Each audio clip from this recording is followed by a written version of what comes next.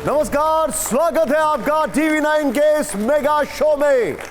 आज सभी का स्वागत है। आज माहौल थोड़ा राममय होने वाला है, क्योंकि आज जो हस्ती स्टूडियो में आएंगी उनकी कहानी का सारांश ही राम है। 25 वर्ष की उम्र में उन्होंने राम मंदिर निर्माण के ख्वाब पाले थे। इतना पैदल चली कि पैरों में छाले थे, जिनके जीवन का मंत्र ही सनातन है। परिचय आज भी राम मंदिर आंदोलन है। हौसला जैसे पहाड़ था, शेरनी सी दहाड़ था। जिंदगी में सब कुछ राम के बाद है। इतिहास में बहुत से विवाद हैं जिन्हें राम के काज पर गर्व है। अयोध्या में राम का लौटना दिवाली जैसा पर्व है। विचारधारा से न समझौता है न सौदा है। आजकल हजारों बच्चों की मां यशोदा है। आज राम भक्ति में गला थोड़ा भरा है। लोग कहते हैं दीदी मां है, लेकिन परिचय साध्वी ऋतंबरा है। जोरदार तालियों से स्वागत करिए राम मंदिर आंदोलन के सबसे बड़ी नायिकाओं में से एक, वीएचपी की नेता, कृष्ण और राम भजनों की सुरीली आवाज, तेज तर्रार प्रवक्ता साध्वी ऋतंबरा का।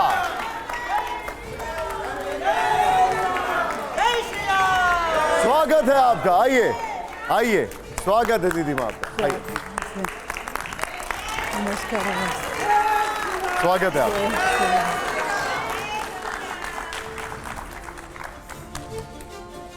स्वागत है आपका। बहुत बहुत आभार। हमारे सीनियर 5 एडिटर्स यहां पर हैं।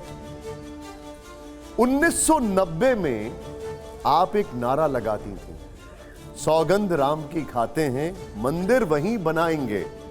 अयोध्या में भव्य राम मंदिर बन गया है। साध्वी ऋतंबरा की सौगंध पूरी हो चुकी है? निश्चित रूप से सौगंध पूरी हो गई।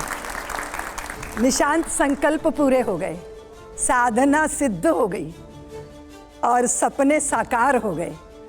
पूरा विश्व राममय हो गया और हम सबकी जवानियां, तरुणाइयां, ऊर्जा और मेरे कारसेवकों का बलिदान, संतों का तप, संकल्पवानों के संकल्प सब पूरे हो गए, क्योंकि 22 जनवरी को राम अयोध्या आ रहे। राम मंदिर की तस्वीरें देखकर क्या भाव आए सबसे पहले आपके मन में? राम मंदिर की जो तस्वीर है ना निशांत, वो तो पहले ही हृदय में बसी हुई थी। क्योंकि जब हम रामशिला पूजन के लिए गली गली गांव गांव गए, तो वो शिलाएं अक्षतों से और कुमकुम से ही पूजित नहीं थी। उसमें श्रद्धा के आंसू सम्मिलित थे। आस्थाओं के प्रवाह ने पुष्पों की उस पे वर्षा की थी। तो वो शिलाएं चित्त में बैठी थी और वो एक एक शिला जुड़कर कैसा भव्य मंदिर होगा, वो मंदिर भी चित्त में विराजमान था। लेकिन उससे भी ज़्यादा अयोध्या में भव्य मंदिर बन रहा है और ये हम सब लोगों के लिए बहुत आनंद का विषय है। जो तस्वीर आपके मन में थी, क्या वैसा ही मंदिर है? मन में क्या होता है निशांत, कि मन में जो कल्पनाएं होती हैं, भावनाएं होती हैं, उसमें ना कभी हम शब्द नहीं दे पाते। अब मैं कैसे व्यक्त करूं? गूंगे ने गुड़ खा लिया, अब उसका स्वाद तो अनुभव कर रहा है, पर उसको व्यक्त करने के लिए उसके पास शब्द नहीं है। ऐसी भव्यता और ऐसी दिव्यता के साथ राम मंदिर बना है और मेरे राम लला विराजमान हो जाएंगे तो सारा कुछ सार्थक हो जाएगा और सुंदर हो जाएगा। दीदी, आपका संघर्ष जो है वो बहुत लंबा चला है। 1990 में आप मीलों पैदल चली, लाठियां खाई, गोलियां झेली, मुकदमे झेले। कुछ पुराने किस्से तो याद आ ही रहे होंगे आपको इस मौके पर। ऐसा कोई किस्सा जिसे आप अपनी कामयाबी मानती हो?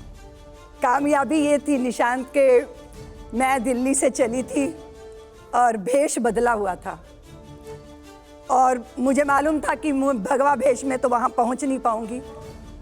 तो रेलगाड़ी में बहुत सारे लोग बैठे थे, मैं भेष बदले हुए बैठी थी। लोग राम जन्मभूमि की बात कर रहे थे। क्या भेष था आपका?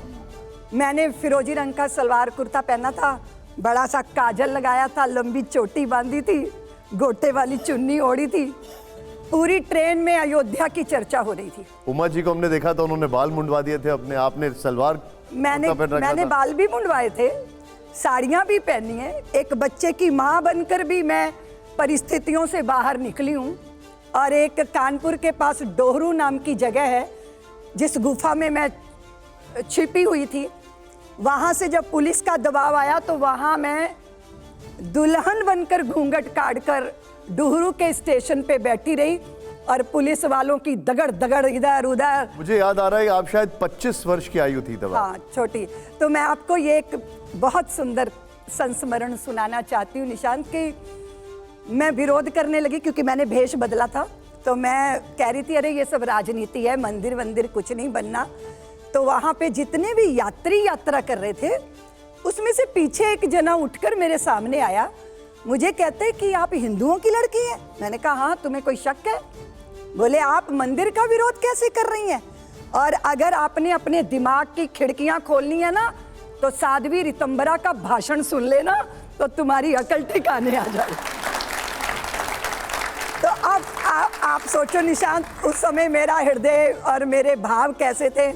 मैं भेष बदले हुए थी इसीलिए, फिर बाद में, पर मैं उस समय अयोध्या जाने में सफल नहीं हो पाई। पुलिस ने मुझे अरेस्ट कर लिया था और मुझे फतेहपुर जेल में। आप पुलिस को चकमा देती कैसे थी वैसे, अब आप बता दीजिए। निशांत, जब मनसा वाचा कर्मणा व्यक्ति एक होता है ना, जब उसके पास कोई छिपा एजेंडा नहीं होता, जब वो सोचता है कि मेरा सब कुछ मेरे राम के लिए है, राम जी करा रहे हैं, राम जी का काम है, राम जी के काम में काहे का विराम है, जिंदा रहे तो जग जीवन ललाम है, मर भी गए तो रहने को स्वर्ग धाम है, हमको तो काम बस राम जी के काम से, राम जी का मंदिर बनेगा धूमधाम से। जेपी जी हमारे साथ हैं, आपको कोई किस्सा याद है साध्वी जी का? नहीं, मैं 1990 में मैं जब गोली चली मैं वहाँ पर था, पर जैसा कि साध्वी जी ने बताया आप तो पहुँची ही नहीं अयोध्या उस दिन, तो इसलिए ऐसा कोई किस्सा मुझको नहीं याद है जिसमें साध्वी जी रही हों। हाँ, ये बात ज़रूर है कि गोली जब चली उस समय क्या था वो सब किस्से ज़रूर याद है। आपसे तो हमारी भेंट नहीं हुई कभी। जी जी। आप पहली बार आज मिल रहे हैं। जी जी। और लेकिन आपके बारे में बहुत पता है